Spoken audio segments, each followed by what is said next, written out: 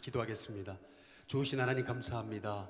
주님 전에 나오게 하시고 이 부활절에 하나님을 예배하며 부활의 주님을 경배하게 하시니 감사를 드립니다. 부활의 축복이 바로 나의 축복이요, 부활의 주님으로 우리가 영생의 복을 얻었음을 누리며 살아갈 수 있게 오늘 시간 예배 가운데 성령님 역사하여 주옵소서. 감사하고 예수 그리스도의 이름으로 기도드리옵나이다. 아멘. 오늘은 우리 예수님이 부활하신 부활절입니다. 우리 옆에 분들하고 같이, 우리 뒤에 분들하고 인사하겠습니다. 예수님 부활하셨습니다. 우리 같이 인사하겠습니다. 우리 한 번 더 인사하겠습니다. 예수님 살아계십니다. 우리 같이 인사하겠습니다. 우리 뒤에 분들하고 인사하겠습니다. 예수님 함께 하십니다. 우리 같이 인사하겠습니다. 우리 인간의 눈으로 봤을 때는 어떻게 부활이 가능하냐? 부활이 기적 중에 기적이지만 우리 하나님의 관점에서 봤을 때는 이 부활은 당연한 것입니다. 한번 따라해 보시죠. 성경대로 예수님이 이 땅에 오셔서 죽으실 것이고 또 3일 만에 부활하실 것을 반복적으로 말씀하지 않으셨습니까? 부활은, 이것은 인간의 눈으로 봤을 때는 기적일지 모르지만 하나님의 관점에서 봤을 때는, 한번 따라해 보겠습니다. 약속의 성취, 하나님의 약속이 이루어지는 것입니다. 그런데 우리가 이것을 영적인 사실에서 본다면 사탄의 가장 큰 전략은 뭐냐 하면 다른 것을 다 하게 합니다. 전도도 하게 하고 기도도 하게 하고 봉사도 하게 하고 심지어는 금식기도도 하게 하거든요. 그런데 마귀가 딱 하나만 못하게 해요. 이게 뭐냐면 예수님의 부활과 예수님의 십자가를 못 믿게 하는 것입니다. 제 차가 있잖아요. 그런데 열심히 세차도 하고, 그리고 제 차를 아무리 이렇게 엔진 오일을 바꾸고 하면 뭐합니까? 이제 이게 제 차의 키거든요. 그런데 키가 없으면 차가 어떻게 갑니까? 마찬가지로 우리가 신앙생활 하면서 늘 잊지 말아야 되는 것은 뭐냐면 마귀는 다른 거 다 하게 합니다. 봉사도 하게 하고 기도도 하게 하고 섬김도 하게 하고 나눔도 하게 하지만, 그러나 예수님의 십자가와 부활만 못 믿게 한다라고 하는 것을 우리가 기억해야 됩니다. 예수님의 십자가와 부활만 못 믿으면 우리는 100% 사단에게 우리는 질 수밖에 없는 그러한 존재이기 때문에, 악한 사단 마귀는 우리로 하여금 부활과 십자가를 못 믿게 한다라고 하는 것을 우리가 기억하고, 이 부활이 얼마나 우리 신앙생활에는 생명과 같은 진리인가라고 하는 것을 붙드는 저와 여러분이 될 수 있기를 주님의 이름으로 축복합니다. 예수님이 부활하시기 전에 예수님이 부활하실 것을 나타내시기 위해서 하나의 사인, 하나의 증거, 하나의, 한번 따라해 보겠습니다. 예표를, 하나님의 그 증거를 보여주시거든요. 그게 뭐냐 하면, 한번 따라해 보겠습니다. 나사로의 부활. 예수님이 부활이요 생명이실 것을 나타내시기 위해서 우리 예수님은 나사로를 부활시키세요. 근데 이게 굉장히 중요한 것입니다. 이 나사로의 부활이요. 왜냐하면 나사로가 어떤 사람이냐면요, 나사로는 쉽게 말하면, 우리식으로 말하면 소년 가장이었습니다. 누이 둘, 마르다와 살아가는 이 나사로는 소년 가장과 같은 사람이었어요. 그러니까 누이와 같이 살면서 소년 가장으로서 얼마나 정말 세상살이에서 승리하려고 얼마나 바둥대면서 살았을까요? 아마 이를 악물고 치열하게 아마 이 나사로가 살았겠죠. 아주 치열하게 살았습니다. 왜 이 나사로의 삶이 중요하냐면, 나사로의 삶이 바로 우리의 모습이기 때문에 그렇습니다. 영적으로 보면은요, 한번 따라해 보겠습니다. 죄의 삭은 사망. 죄의 삭은 사망이잖아요. 그래서 나사로가요, 치열하게 살면 뭐예요? 치열하게 살아도 결국 죄 때문에 죽을 거잖아요. 그래서 나사로의 인생을 한마디로 정리하면 평생 죄에 매여서 그나마 잘 살아보겠다고 바둥거리며 산 인생이, 이게 나사로의 인생인 것입니다. 마태복음 한번 11장 우리 28절 같이 한번 읽어보겠습니다. 함께 읽습니다. 시작. 수고하고 무거운 짐진 자들아 다 내게로 오라. 내가 너희를 쉬게 하리라. 예, 제가 우리 청년 한 사람한테 좀 부탁을 했습니다. 예, 여러분 보시죠. 우리 청년 전 회장인데요. 예, 제가 나사로를 한번 형상화하기 위해서 조금 좀 썰렁하죠? 할렐루야. 예, 그러나 좀 이해하시라고 제가 이렇게 준비를 했습니다. 예, 여러분 보세요. 나사로의 삶이라는 것은 이와 같이 무거운 짐을 지고 죄의 짐을 지고 평생 바둥대며 살았던 인생입니다. 예. 치열하게 살았잖아요. 치열하게 살면 뭐예요? 죄의 짐을 지고 있는 인생은 결국 이렇게 죽을 수밖에 없는 인생이잖아요. 죽고 나니까 죄의 짐을 지고 이렇게 살다가 죽고 나니까 나흘 만에 어떻게 돼요? 썩는 냄새가 나거든요.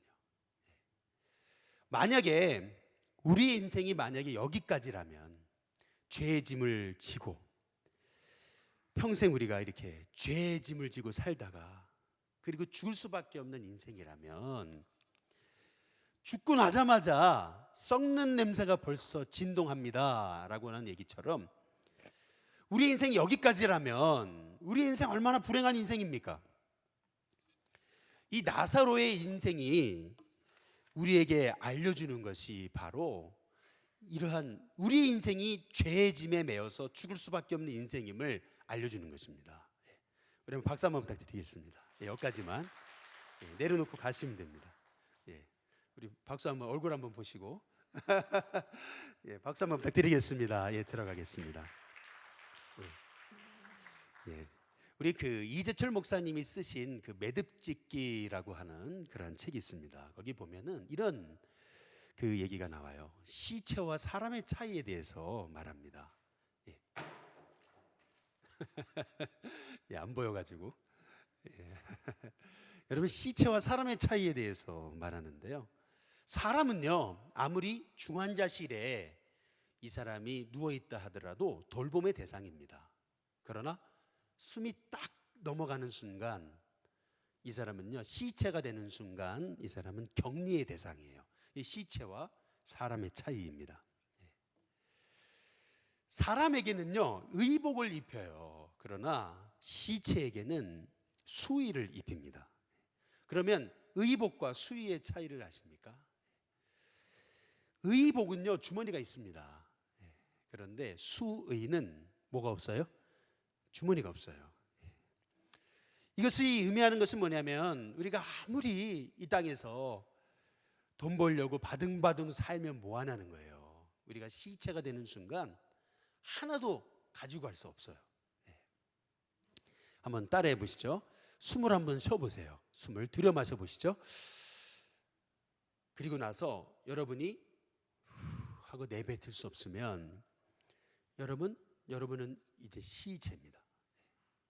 우리 인생이라는 게 숨을 들여 마셨다가 내쉴 수 없으면 그럼 우리 시체거든요. 이게 인생인 거거든요. 이것이 성경에서 말하는 인생이거든요. 만약에 나사로의 인생, 바로 저와 여러분의 삶이 여기가 끝이라면 죄의 짐을 지고 결국 이렇게 죽을 수밖에 없는 인생으로 끝난다면 우리는 얼마나 불행한 인생이냐는 거예요. 이 땅에서 그렇게 바둥대며 살아갈 목적이 어디냐는 거예요.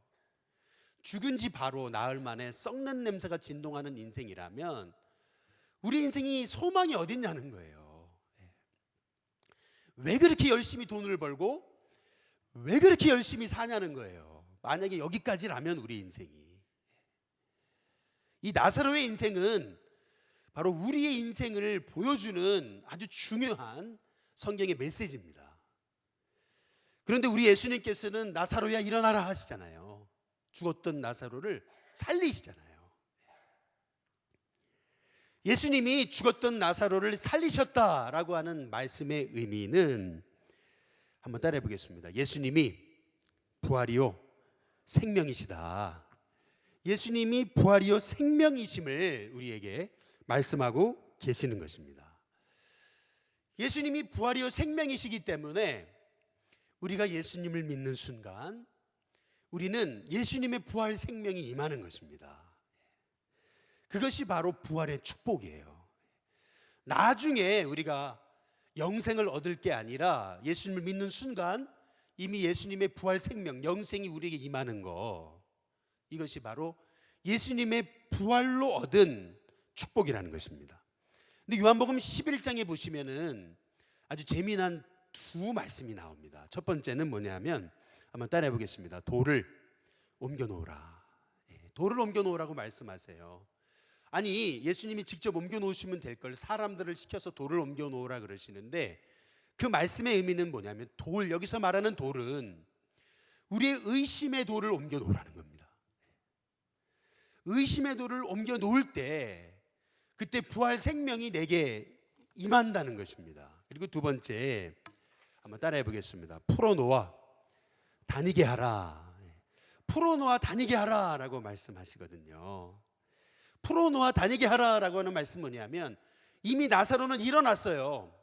일어났음에도 불구하고 아직도 나사로의 얼굴에는 이렇게 칭칭 이 죄의 사실이 감겨져 있습니다. 이것이 의미하는 것은 뭐냐면 예수님이 부활하심으로 이 부활 생명이 내게 임했지만, 그러나 이제는 우리가 그 부활 생명을 가지고 부활의 삶을 살아야 됨을 우리에게 말씀하고 계시는 것입니다.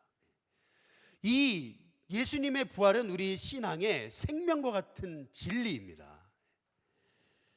그래서 이 부활을 믿지 못한다, 예수님의 십자가와 부활을 믿지 못한다는 것은 아무리 좋은 차를 사도 키가 없다는 것과 똑같습니다. 십자가와 부활만 믿지 못하면 마귀는 언제든지 우리의 믿음을 송두리째 흔들어 놓을 수 있거든요. 그래서 마귀는 어떻게 하든지 간에 우리로 하여금 예수님의 십자가와 부활을 의심하게 만든다라는 사실을 우리가 기억해야 됩니다. 만약에 부활이 없다면, 따라해 보겠습니다. 부활이 없다면 우리는 우리의 힘으로 죄의 문제를 해결할 길이 없습니다. 부활이 없다면 우리가 짓는 이 모든 죄에서 우리는 절대 자유로울 수 없습니다. 나사로를 보시면 죄의 짐을 지고 결국 죽을 수밖에 없는 인생이라면 우리는 소망 없는 존재입니다. 불교에서요, 석가를 뭐라 그러냐면 붓다라 그럽니다. 이 붓다라는 말의 뜻을 아세요? 붓다라는 말의 뜻은 뭐냐 하면 깨달은 자라는 뜻입니다. 깨달은 자. 뭘 깨달은 사람이냐 하면은 한번 따라해 보시죠. 진리를 깨달은 자라는 뜻입니다. 붓다라는 말의 뜻은. 그래서 이 말이 의미하는 것은 뭐냐면 석가는 진리 자체가 아닙니다. 그냥 진리를 깨달은 사람이라는 뜻입니다. 그러면 석가가 깨달은 진리가 뭐예요? 불교가 말하는 핵심 사상은 두 가지입니다. 첫 번째는 뭐냐면 따라해 보겠습니다. 무아사상. 무아사상이에요. 무슨 말이냐면 불교는 이 세상을 고통의 바다로 봅니다. 그런데 이 고통을 해결하려다 보니까 생각하게 된 것이 뭐냐면요, 인생을 예를 들어 100년, 1000년, 만년, 억년을 이 세계가 그런 세상이로 한다면 우리가 이 땅에 살아가는 7, 80년의 세월, 우리가 7, 80년을 살잖아요. 그러면 수억 년의 세월로 본다면 7, 80년은 이거는 있으나 없는 세월이거든요.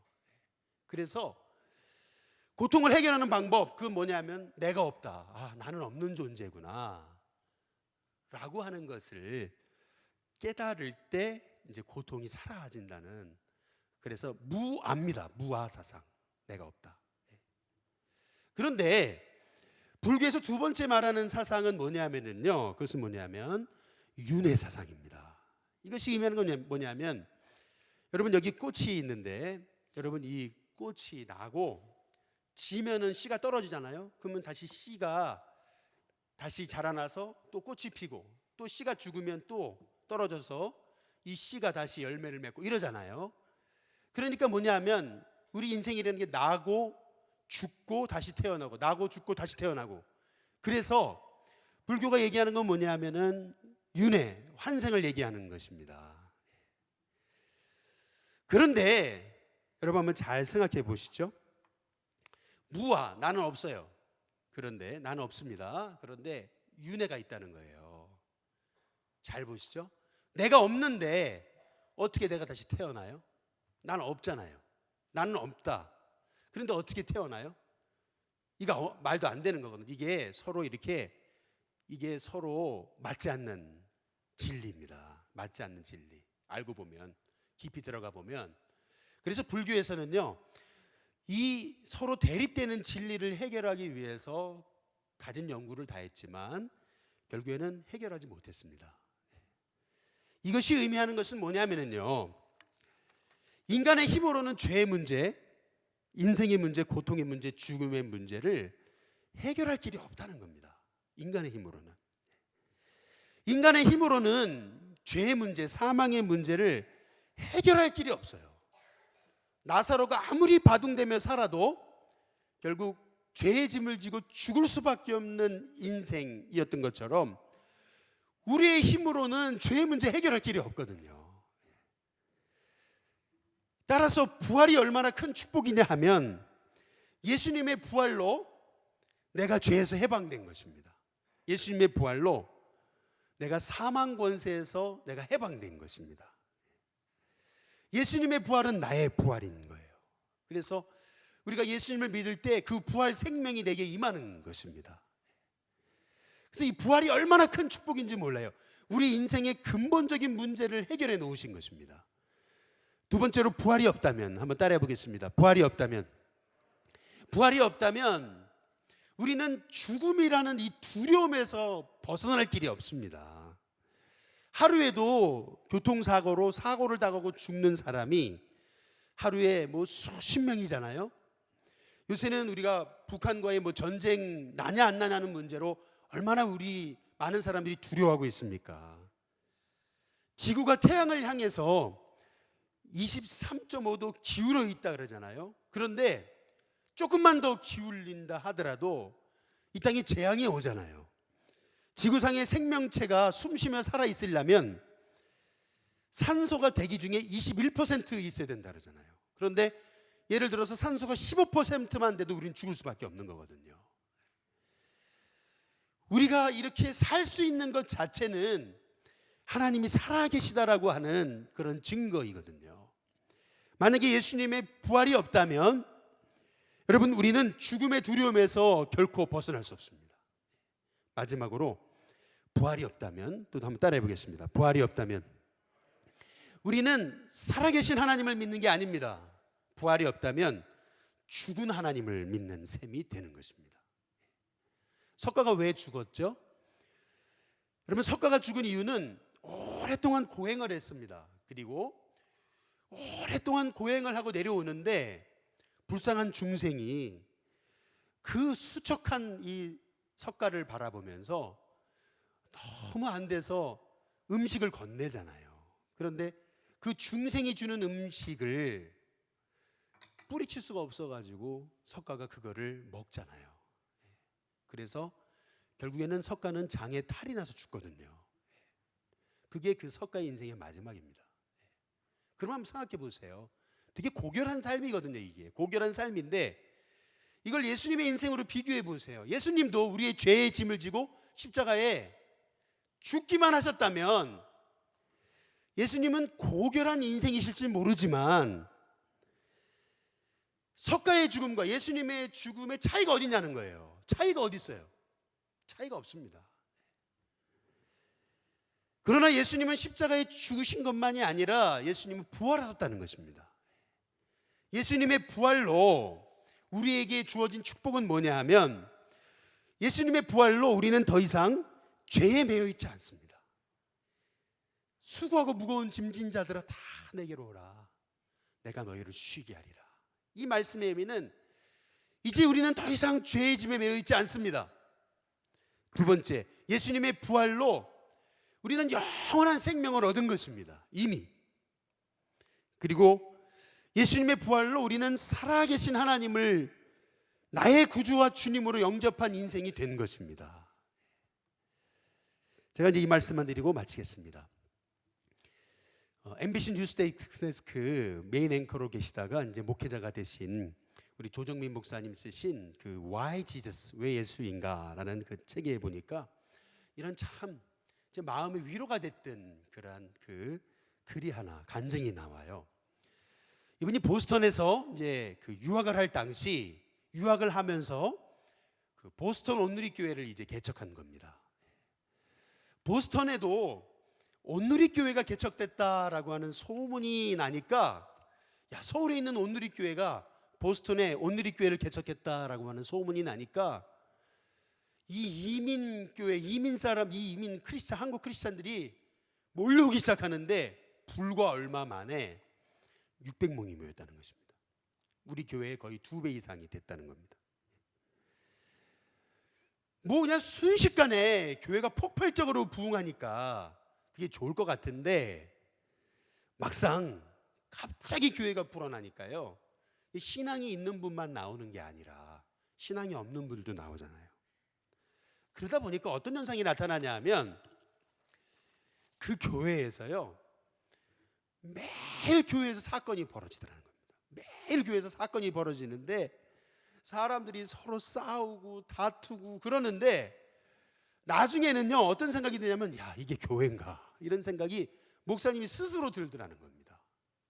그러면서 주일이 돌아오는 게 너무 고통스러운데 그래서 목회를 하면서 기쁨을 다 잃어버렸다는 거예요.